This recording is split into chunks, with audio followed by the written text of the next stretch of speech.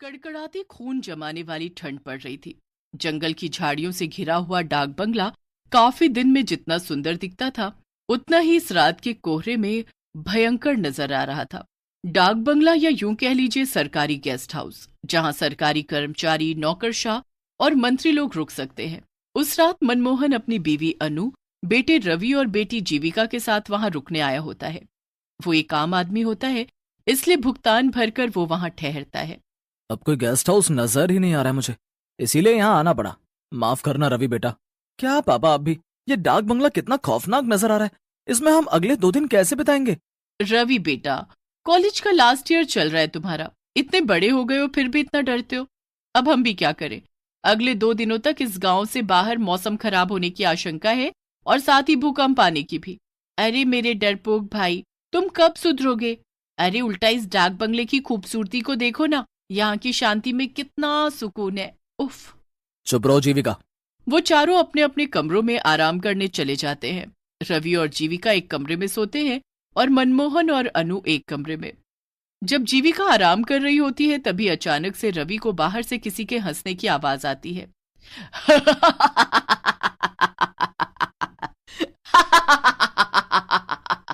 मेरे पास आओ, आओ, आओ मेरे पास आओ। ये किसकी आवाज है? कौन है? रवि के पसीने छूटने लगते हैं और वो बालकनी में जाता है।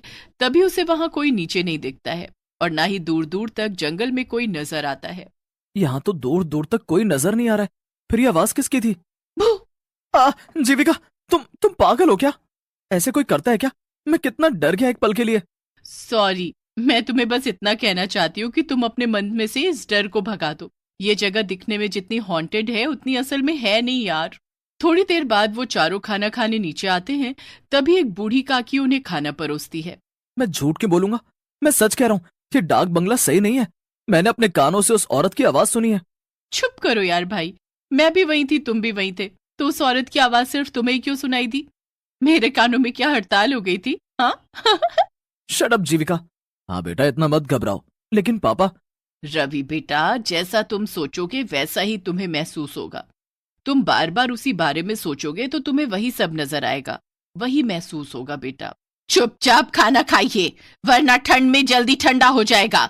वैसे भी डाक बंगले की दीवारों को शांति पसंद है, हल्ला नहीं। जी काकी। सभी खाना खाकर सो जाते हैं, लेकिन रवि को रात को नींद ही नहीं आती। वो हर वक्त बस उस आवाज के बारे में ही सोचता है। तभी उससे कमरे का दरवाजा अपने आप धीरे धीरे खुलते हुए दिखाई देता है। ये क्या? ये दरवाजा अचानक से कैसे खुल रहा है? ये सब क्या हो रहा है? दरवाजा अपने आप खुल जाता है और रवि बिस्तर से उठकर हिम्मत जुटाते हुए दरवाजे के पास जाता है। तभी वो एक काले साए को फौरन सीढ़ियों से नीचे की तरफ भागते हुए देखता है। ये देख रवि की सांसें तेज और कलेजा कांपने लगता है। कौन था वहां? कौन था? और ये क्या? ये पेपर, इस पे तो खून की स्याही से लिखा है, मैं तुम सबकी जान ले लूंगी। क्या? तभी रवि बहुत ज्यादा डर जाता है और वो तुरंत मनमोहन, अनु और जीविका को उठाकर उन्हें सब कुछ दिखाता है और साथ ही वो पेपर भी दिखाता है। मेरा यकीन कीजिए माँ पापा, मैं झूठ क्यों बोलूं भला? मैंने सच में किसी काले साए को सीढ़ियों से नीचे की तरफ भागते हुए देखा है। और ये पेपर, इस पर खून की स्याही से लिखा है, देखो आप। उस पेपर से वो सब लिखा हुआ मिट चुका था। ये देख रवि के होश उड़ जाते हैं। ऐसा कैसे हो सकता है? रवि, एक काम करो, तुम और जीविका हमारे कमरे में सो जाओ। चारों एक साथ सोएंगे तो किसी को डर नहीं लगेगा। लेकिन पापा, मैं डर नहीं रहा, मैं बस मेरी और आपकी सबकी भलाई के लिए कह रहा हूँ। यहाँ से चलिए। आप सब भूत प्रेत में विश्वास नहीं करते होंगे, लेकिन मुझे है। रवि भाई, तुम कुछ ज्यादा ही सोच रहे हो। बस रवि, चलो सोने। अब और कुछ नहीं सुनना है हमें। पहले ही तुम्हारे पापा और मैं बहुत थक चुके हैं। कोई रवि की बात समझने की कोशिश ही नहीं करता और सब एक ही कमरे में सो जाते हैं। जैसे तैसे रात गुजर जाती है। अगले दिन रवि उस बूढ़ी काकी से पूछता है, काकी, यहाँ इस डाक बंगले में केवल मैं और मेरा परिवार ही रुका हुआ है, यहाँ और कोई नहीं रुकता क्या? लोग यहाँ रुकने आते हैं, लेकिन अभी इस समय नहीं है। हटो यहाँ से, मुझे बाहर जाना है। रवि दिन में उस बंगले को अच्छे से देख लेता है। मनमोहन, अनु और जीविका बाहर बैठकर बातें कर रहे होते हैं। अरे रवि भाई, आओ हमारे साथ बैठ जाओ, वरना फिर कोई भूत आकर आपको परेशान कर लेगा। बस जीविका, कितना परेशान करोगी तुम उसे चिढ़ा चिढ़ा कर। ओके बाबा, सॉरी। रवि कुछ दूर टहलने जाता है और तभी उसे एक लड़की दिखाई देती है जो सुनसान सड़क पर फूल बेच रही होती है। साहब, साहब फूल ले लो ना साहब, गुलाब, चंपा, चमेली, मोगरा, जास्मीन, सारे फूल हैं मेरे पास। न, नहीं नहीं, मुझे नहीं चाहिए कोई फूल। अच्छा ठीक है, लेकिन मेरी बोनी हो जाए इसलिए एक फूल तो ले लीजिए प्लीज साहब। रवि उस फूल को खरीदकर अपनी माँ अनु को बालों में लगाने के लिए दे देता है। बाद में जब अनु बाथरूम में मुंह धोने जाती है तभी वहां की लाइट अचानक से बंद चालू होने लगती है।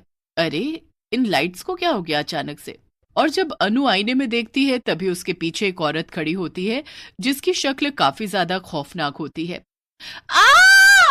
अनु की चीख सुनकर सभी उसके कमरे में भागे चले आते हैं और उसे वहां पर बेहोश पाते हैं। माँ, माँ आंखें खोलो ना माँ। थोड़ी देर बाद जब अनु को होश आता है तभी वो उन तीनों को सारी घटना बताती है।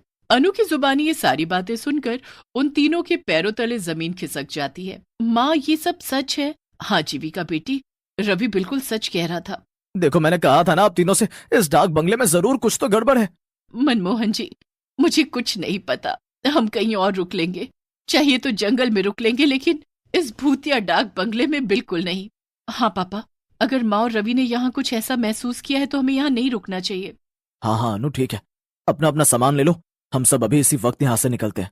चारों अपना सामान पैक करके वहां से निकलने लगते हैं, लेकिन तभी वहां डाक बंगले के मुख्य दरवाजे पर वो बूढ़ी काकी खड़ी हो जाती है।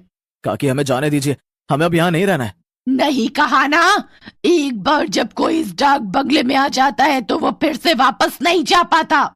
नहीं, आप हमें यहाँ जबरदस्ती रुकने के लिए नहीं कह सकती काकी, हमें जाने दीजिए प्लीज। मतलब ये कि तुम सब अब हमेशा हमेशा के लिए यहीं पर रहोगे, इंसान बनकर नहीं बल्कि भूत बनकर। उतने में अचानक से वो बूढ़ी काकी अपने भूतिया रूप में बदल जाती है और वहां आसपास सभी भूत इकट्ठे हो जाते हैं।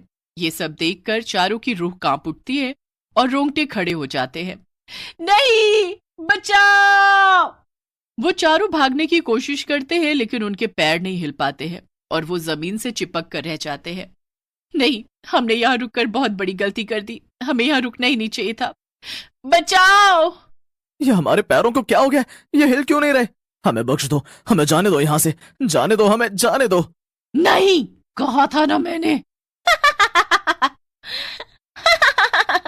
अब तुम सबका अंत है, तुम सब भी हम भूतों की बिरादरी में शामिल हो जाओगे आज।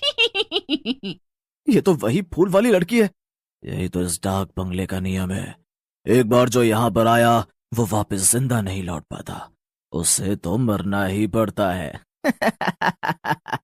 ये सब मैंने शुरू किया था, क्योंकि कई सालों पहले इसी डाक बंगले में काम करते करते गेस्ट ने मेरी जान ली थी, क्योंकि मैंने उसे सोने की तस्करी करते हुए पकड़ लिया था और मैं उसका जुर्म पुलिस को बताऊं, इस डर के कारण उसने मुझे मार दिया। क्योंकि सभी इंसान ऐसे ही होते हैं, मतलबी और बुरे। सारे भूत अब उन चारों के पास आने लगते हैं और चारों काफी ज्यादा घबरा जाते हैं, लेकिन तभी हम यहाँ से भाग तो नहीं सकते, लेकिन अपने मुंह से भगवान को याद तो कर सकते हैं। माँ, पापा, जीविका, हनुमान जी ही अब हमें बचा सकते हैं। वो चारों एक साथ हनुमान चालीसा बोलना शुरू कर देते हैं। जय हनुमान ज्ञान गुण सागर, जय कपीस तिहु लोक उजागर, रामदूत अतुलित बलधामा, अंजनी पुत्र पवन सुत नामा। बंद करो, बंद करो।